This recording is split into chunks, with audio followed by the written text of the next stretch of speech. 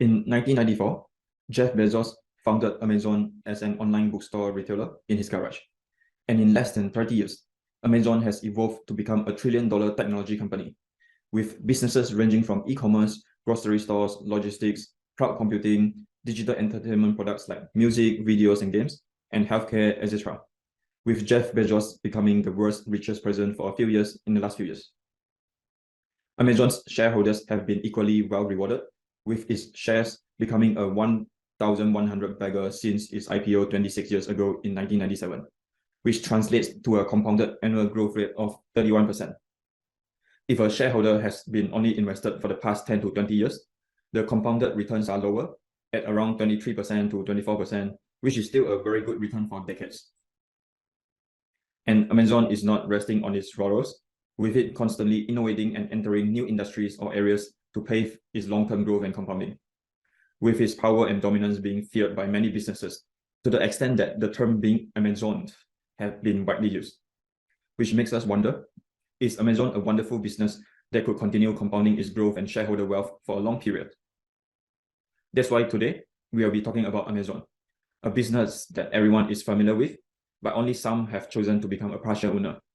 In particular, we will talk about Amazon's reinvestment machine, on the areas it is reinvesting in heavily to compound growth, its existing 3 dreamy businesses and their prospects, the moods of those dreamy businesses and the overall Amazon business, and the alignment of insiders' incentives to grow Amazon's intrinsic value for the long term, followed by Amazon's financials and valuation. Before we start, this is Fan Liang from Moneywisesmart. It takes a long time to research and prepare the video, so your support will go a long way in motivating us to produce more investments videos like this. I would really appreciate if you can help to smash that like and subscribe buttons so that more people will get to know about this video.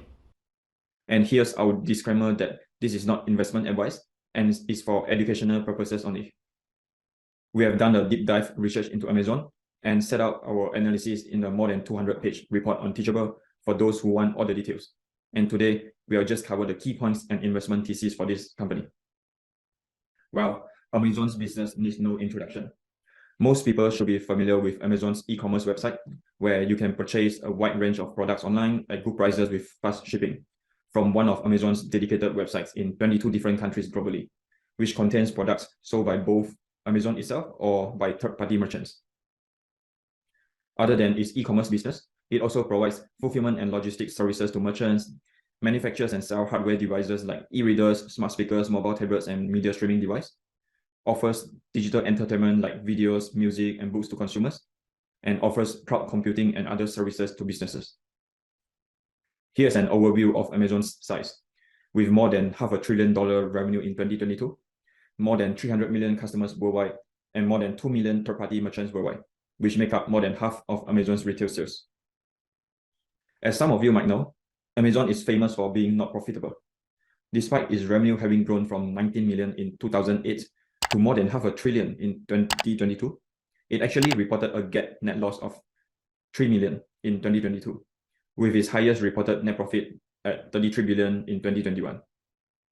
That's because, as Jeff Bezos famously said in his 1997 shareholder letter about 25 years ago, when forced to choose between optimizing the appearance of GAAP accounting and maximizing the present value of future cash flows, Amazon will take the cash flows. And thus, Amazon has been reinvesting heavily for the long term to build moods and position itself to maximize the present value of its future free cash flows per share, even though those reinvestments would drag down its short-term accounting profits. If you look at its operating cash flows before share-based compensation expenses, it has been growing well to about 46 to 66 billion in the past 3 years, and they sum up to a whopping 305 billion from 2008 to 2022. So did Amazon retain all those cash flows in the business? And if so, what exactly is Amazon deploying those cash flows to? And what are the returns? That's something important for us investors to find out and focus on. So on top of the 305 billion of operating cash flows that Amazon has generated in the past 15 years, it has also raised a total net debt of 75 billion, mainly in 2017 to acquire Whole Foods, and in 2020 to 2022. Thus, it had a total capital of about 380 billion to deploy.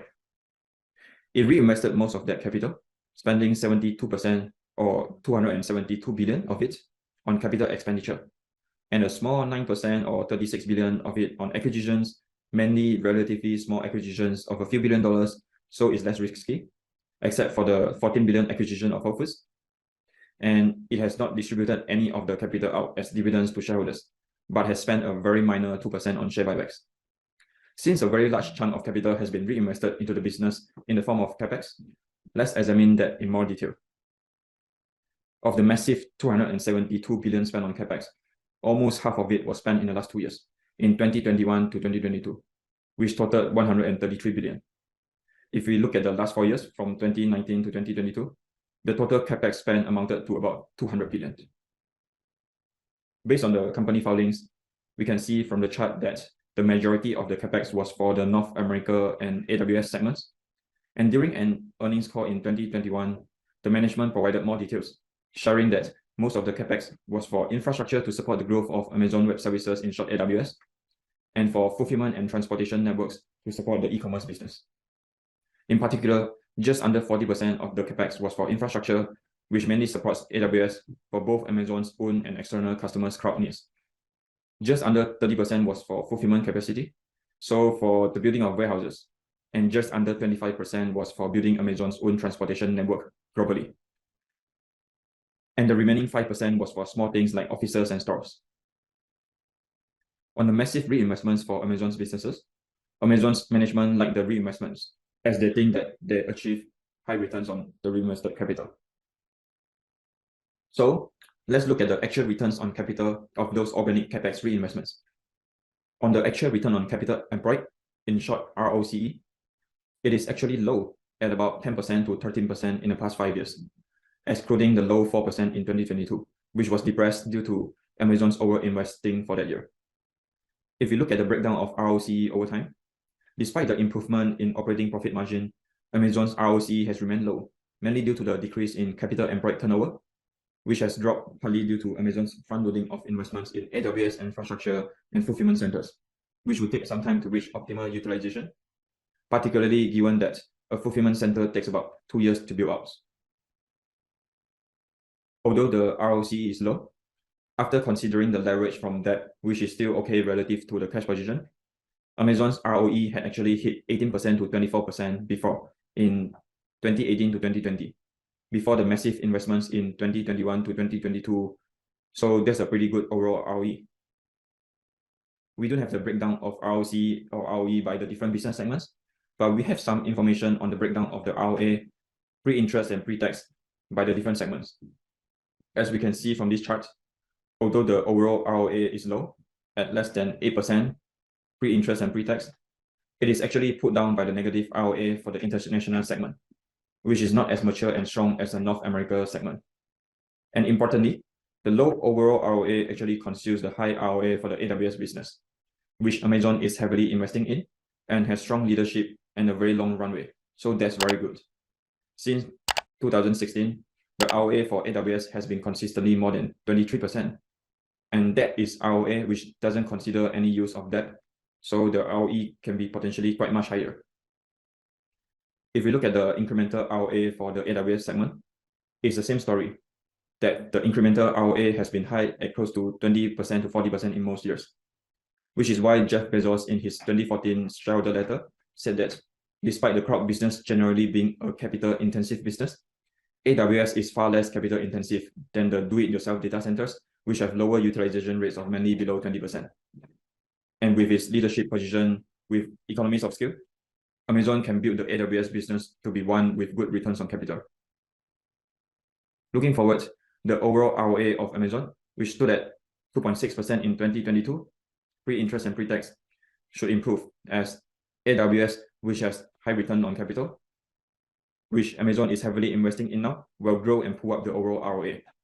And the return on capital for North America would recover over time after the recent massive increase in fulfillment capacity gets utilized more fully. And the return on capital for the international segment would improve and be less of a drag to the overall ROA if Amazon becomes more successful in those markets. On the transportation or logistic business that Amazon is also heavily investing in, which comprise about 25% of Amazon's capex, we do not have enough data to assess Amazon's return on capital on those reinvestments. However, as a reference, the competitors like UPS or FedEx are earning return on invested capital of a high 17 to 29% or a low of 3% to 15% respectively. Although UPS and FedEx have a broader range of logistics businesses than just Amazon Logistics. Now that we have looked at the return on capital of the main businesses Amazon is reinvesting its capital in, let's talk about the key businesses of Amazon and their long-term prospects and competitive positions. In his 2014 shareholder letter, Jeff Bezos described the characteristics of a dreamy business for Amazon, where customers love it, the business can grow to a very large size, the business has strong returns on capital, and is durable in time. And that's after 2 decades of experimenting and innovating, Amazon has built up 3 such dreamy businesses that would help Amazon to earn good financial returns for many years to come. They are the Marketplace, which began in 2000, Prime in 2005, and AWS in 2006.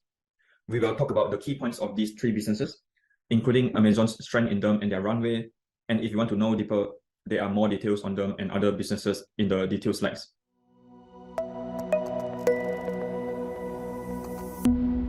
For the remaining points of this video, you can check them out at our multi-bagger research series.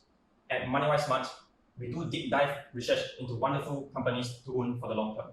We have provided some of this research for free in our free research series, so definitely check them out at the link provided if you want to invest in good companies. I promise you will really benefit a lot from this research. If you have enjoyed this video, do hit the like button now, and don't forget to subscribe and hit the notification bell so that you'll be notified of our future videos. Do also join our Facebook group where we discuss interesting investment concepts and businesses. Thank you for watching, and see you in our next video.